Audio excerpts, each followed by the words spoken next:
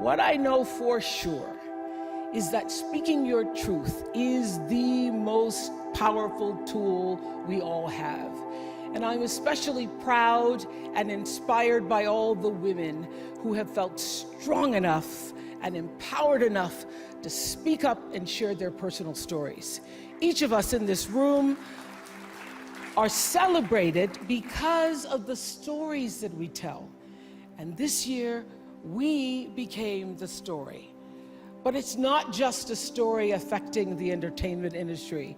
It's one that transcends any culture, geography, race, religion, politics, or workplace. So I want tonight to express gratitude to all the women who have endured years of abuse and assault because they, like my mother, had children to feed and bills to pay and dreams to pursue.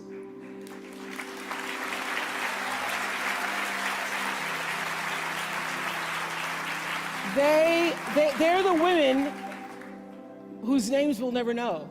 They are domestic workers and farm workers.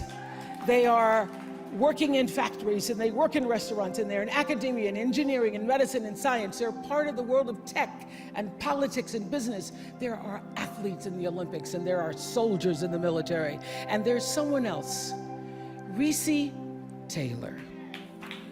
A name I know, and I think you should know too. In 1944, Recy Taylor was a young wife and a mother. She was just walking home from a church service she'd attended in Abbeville, Alabama, when she was abducted by 6 armed white men, raped and left blindfolded by the side of the road, coming home from church.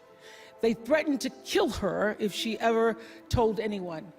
But her story was reported to the NAACP, where a young worker by the name of Rosa Parks became the lead investigator on her case. And together, they sought justice. But justice wasn't an option in the era of Jim Crow. The men who tried to destroy her were never persecuted. Recy Taylor died 10 days ago, just shy of her 98th birthday. She lived, as we all have lived, too many years in a culture broken by brutally powerful men. For too long, women have not been heard or believed if they dared to speak their truth to the power of those men. But their time is up.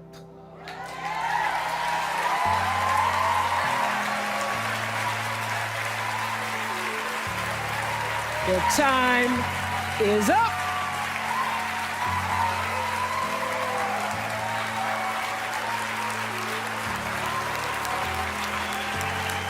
Their time is up.